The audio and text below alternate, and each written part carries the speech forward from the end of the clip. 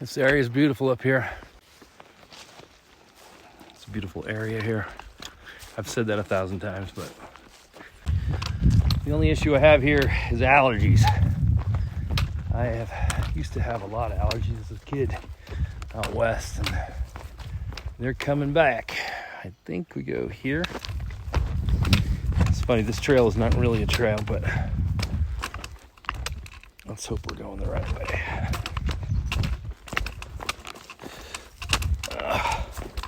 Now this is where I would like to have a pair of boots, or like a mid-ankle ultra running shoe, and I do think they make one because of these rocks.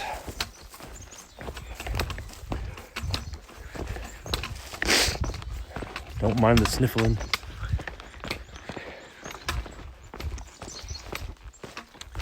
So reminds me of home. Home being North Idaho when I was a kid. A few different trees in here, a little bit different, but pretty close. Here we go. We're in the Black Hills National Forest.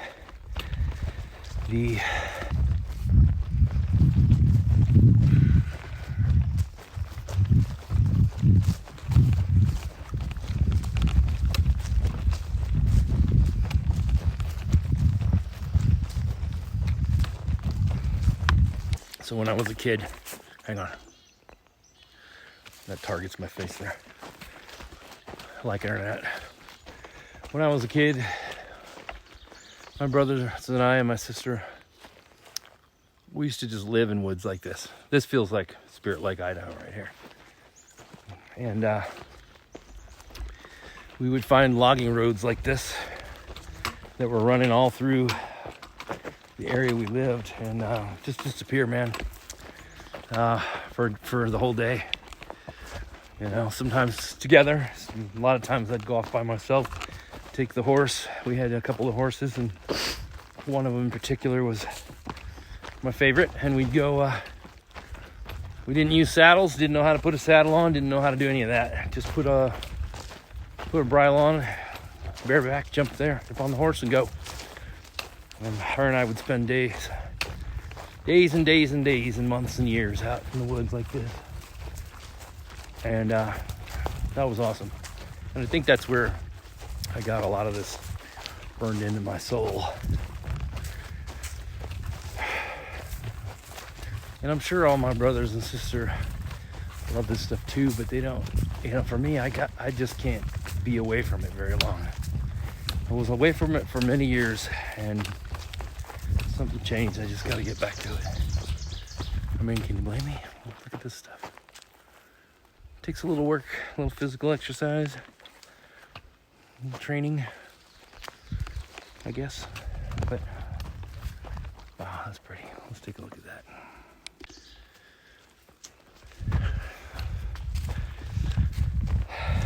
I am out of shape for hills.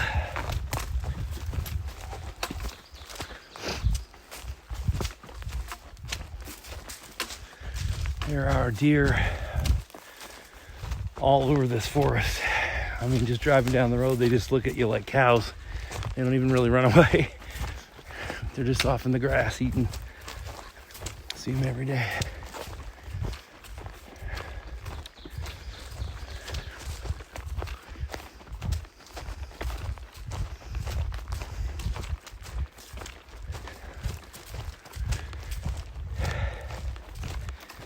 I'm gonna be breathing hard because I'm out of shape.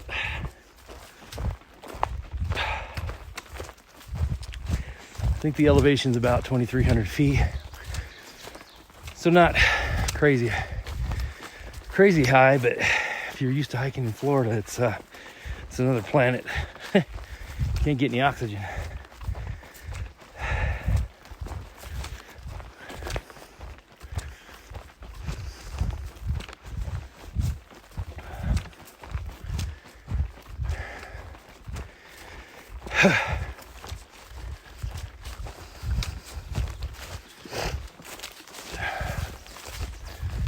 Spider webs everywhere. Florida to Wyoming. I don't know what the ticks are like here, if there's any, but so far I haven't had any issues. We're getting into this grass here, so that's why I wore these pants. Hopefully it'll prevent some.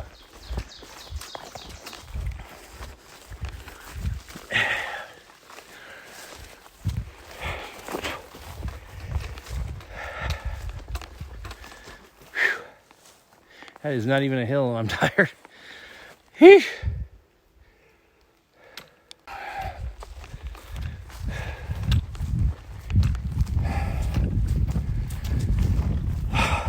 So nice here.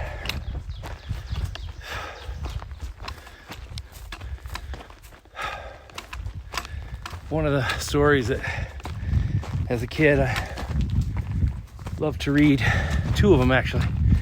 Getting out of breath. That really appealed to me. I guess it just triggered the explorer, wanderer in me. It was Lord of the Rings. That's a big one. That's why my trail name is Strider. It's given to me. We're talking about this on the trail. Long hauler gave me that name. I feel embarrassed. I'm just out of shape, but I haven't been moving in 2 or 3 months. The other one is Rumpelstiltskin. And that story of him going in the woods and... Sorry, the camera's freaking out. Going in the woods and, sitting down next to a tree. And then waking up 150 years later. Just kind of gave you a feel for what the woods were like on the East Coast at that time. Nobody was there. Kind of like this. And I've always had that wanderlust, but also just the explorer kind of thing. Like if there's a trail or a road,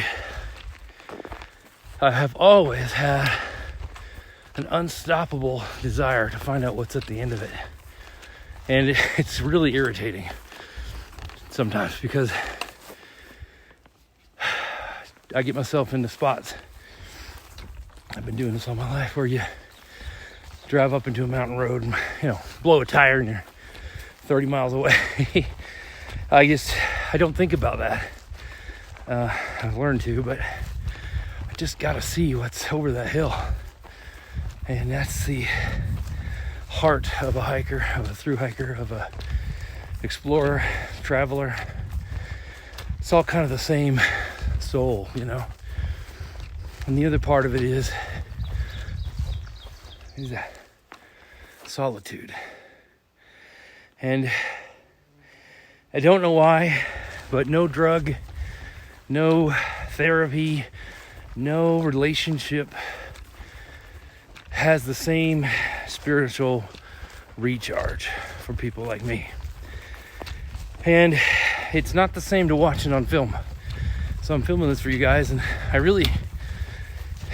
first did this channel just for me, but I've come to realize a lot of people like me love to watch these videos, and we have so much land still available, although it's disappearing in the US, to go out and see and explore. It takes some work to get up to a place where there's nobody. Like I said, my camp where I'm literally 30 miles from town, 20 miles from a paved road, 15 miles up in the woods at the end of a road. And last night I got some idiots that parked next to me and turned on all their noise. So it's hard, but you can find it. And as soon as those people showed up, I have an itch to get out of there. I'm like, oh man, I got to get further out. So kind of interesting. This is a spiritual recharge, and it is about your inner peace. People find inner peace in different ways, but I do believe that everybody, I've been in the South too long. I do believe that the soul of every human connects to this. I think this is our natural environment, like fish in water, and that's my goal for the rest of my life, is to be in nature as much as possible, because I just feel out of place if I'm not. So I'm glad I can show you some of this. It's not the same, guys. You do have to get out here.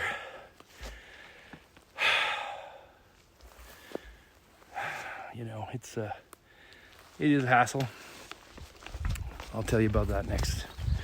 What happened to me getting up here. So, to answer the question, what are you doing in Wyoming?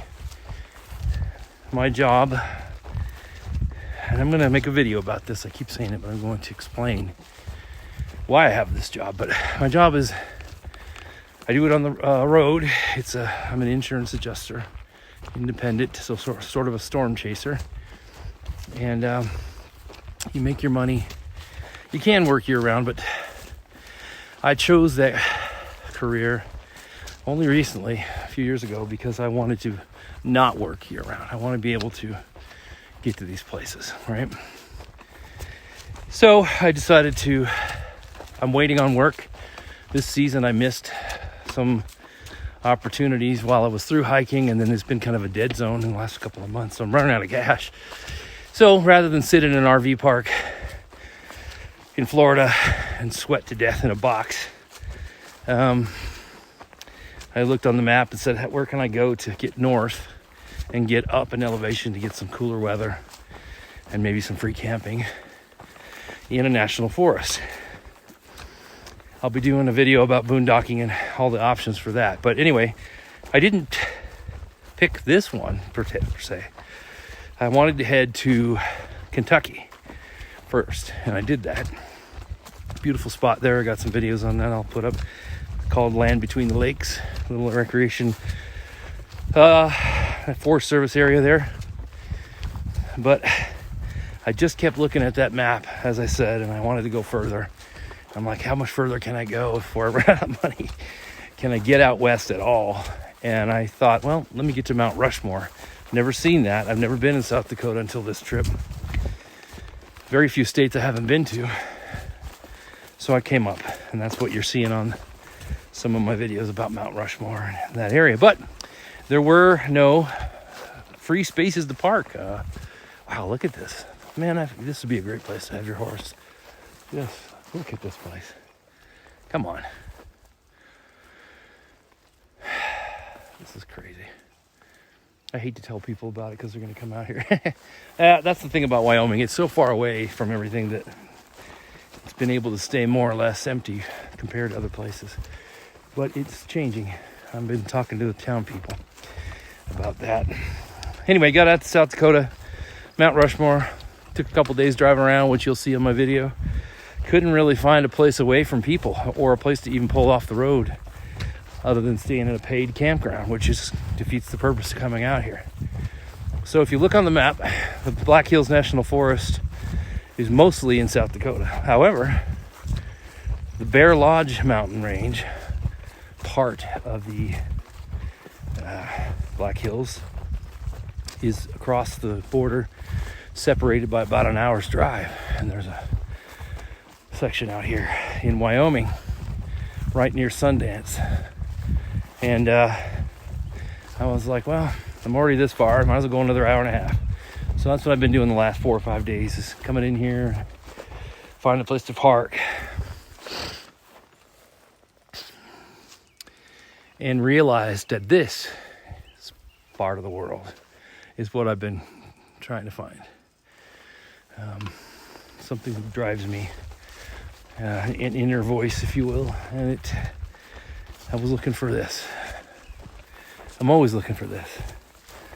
So this is going to be a place I come back to a lot. Anyway, let me tell you about what happened to get here, though. So everything was fine. Got a certain amount of money, got a little budget. It's pretty tight, but enough to come out for a month or two if I had to, and there was no work. God help me if there's not, but I figured, well, I got enough to get out there and get back and do what I need to do. Got to Nebraska, just south of, I guess it was South Dakota, just south of Sioux Falls, north of Omaha. There's a little casino there. There's a lot of Indian reservations in this part of the world, and the Indian population usually they make their money off casinos all across the country. This place was on a map. I knew about it, like $10 a night. Park, they had power. I was like, that's perfect for a stopover. Pulled off the road, set my camper all by myself in the parking lot there. Nice little overnight. Look at my trailer and it's leaning completely cockeyed, and that's cool up there behind me. And turns out I had broken a leaf spring. Thank God the axle didn't come off or flip the trailer, which happens. And I broke it on those damn roads in Omaha. Terrible. You guys need to get your act together. The freeway is like driving down a pothole country road. And so I had to repair it. Now, there was nobody there. I don't know how to repair that thing. And this is part of nomadic life, boondocking. I guess you always find something new that breaks that you weren't expecting. So I put new tires on it. I was all ready for that. Now leaf spring broke. Hang on here. So I had to fix it, and I made some calls to a friend of mine, and he gave me a little advice on how to do it. He helped me underneath there, but I had to buy the tools. I had to buy an impact wrench. I had to buy the sockets. I had to buy a heavy jack I didn't have on the trailer. Things I probably need anyway. Well, I do need, but just didn't have the budget for it right this moment. Well, I had to buy it anyway. So after $800, I got the thing on the road again. So that took, that's almost a month's bills. Just boom. I got out here. And flat tire immediately. Boom. Okay. Yesterday I got the tire repaired, and stopped at that little lake to try to fish for once. Finally I've been out here almost a week. Every day I've had to go into town for some problem, which is a 30-mile drive. So I'm spending gas. I'm driving back and forth. Oh my God. All right, I finally got settled. Let me just do a little fishing on the way back to camp. I had repaired my key fob. That was the other thing. My car was dying, and something to do with the key system. On my Nissan, it does this when the key fob dies. So I had to drive all the way an hour away to get the batteries, because there's nothing here in town. Put the backup one in, got the regular one in. Now I got 2 keys ready to go. Stopped to go fishing. I took out my keys, set them on my bumper. Now, normally you can't drive away and forget about that because you need the key to start the car. But because I had the extra key fob, I forgot that I had set the main keys on my bumper. Drove off from the lake parking. Got back home 6 miles, went, where the hell are my keys? Realized what had happened. Went back. Gone. Can't find them. So on that key ring, is my RV key. So now I had to break into my RV, crawling through the window. I had to break the lock to try to get in. Now it won't lock. Gonna have to replace the lock set. It's been one of those trips where everything you do just doesn't work.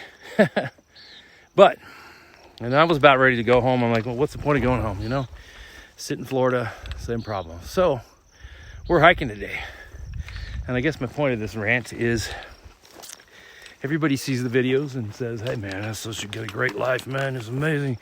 Well, it is, kind of, but it's also expensive. Can be. Repairs, you can get stranded, you gotta be able to repair things. It's harder. It's hard in its own way.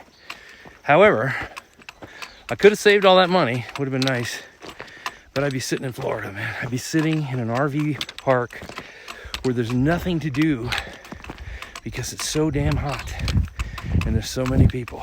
So here we are on Sheep's Head, Sheep's Mouth, Sheep's Nose. I think it's Sheep's Nose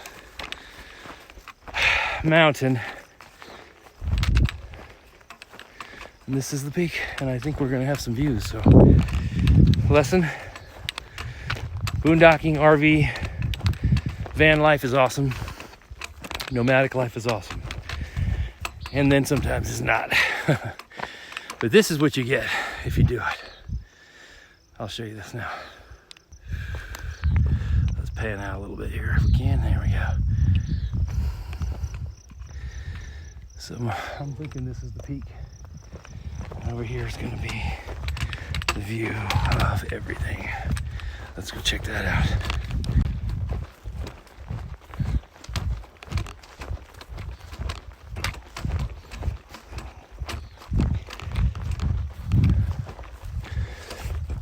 Oh yeah, I'll take this. Technically, you could tent right here 14 days and just live with this as your backyard. That's what I'm saying, people. I don't think people realize what we can do here in this country. Look at this. So we should be looking down on Sundance if I'm got my bearings right. Somewhere. Not quite sure where I'm at yet. Let's go take a look. I have a feeling they have some hard winters here, though.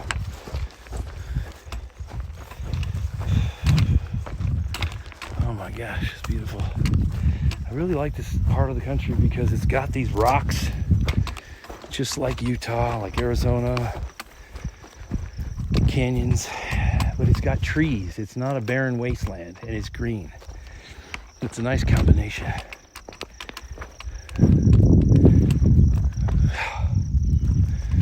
Again, I have that feeling I had in the Grand Canyon of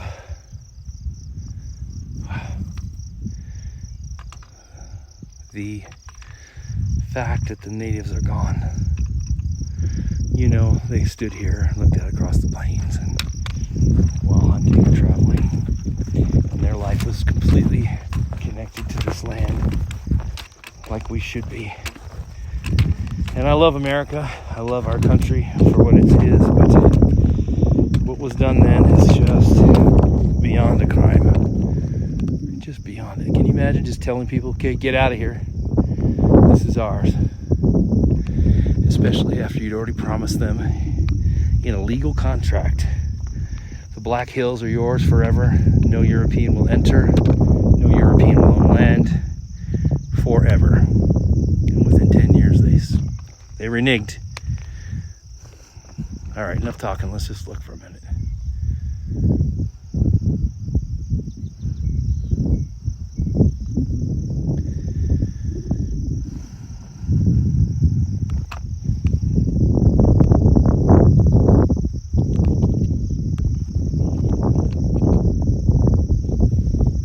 Beautiful stuff. Beautiful.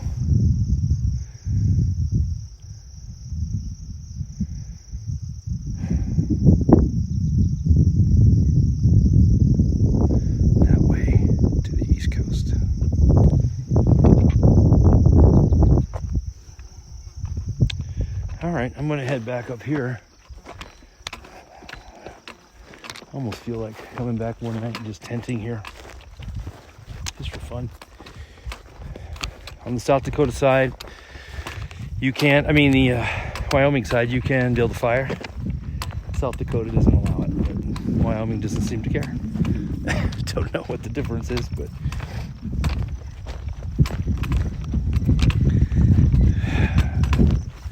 This is what I mean by nomadic recovery. If you're battling depression, addiction, stress from life, which I pretty much think everybody is, one or more of those things, being alone out here gives you a recharge.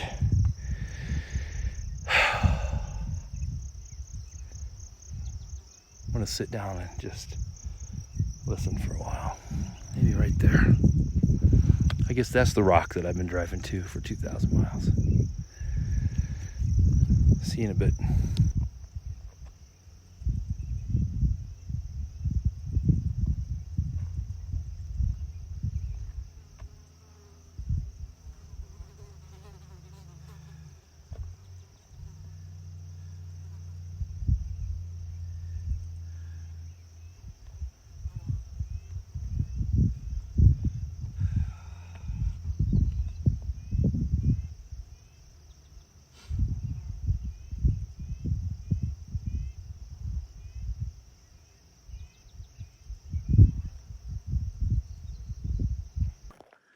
Another little section of hiking out, but just gotta come up here. Be a cool little campsite if we could find a place to put a tent, but it's so rocky, I don't think you can. I love these rocks with alpine meadows below. It's just so cool.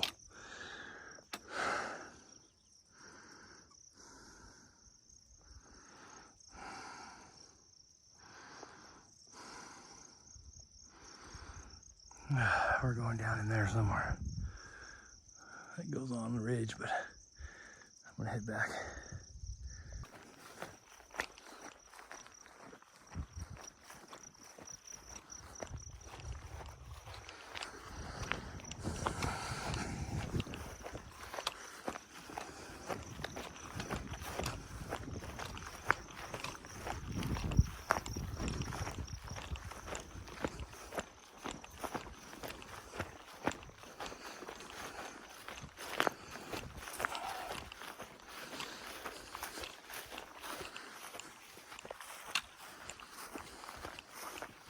You can tell not many people come in here, huh? Barely a trail. Love it.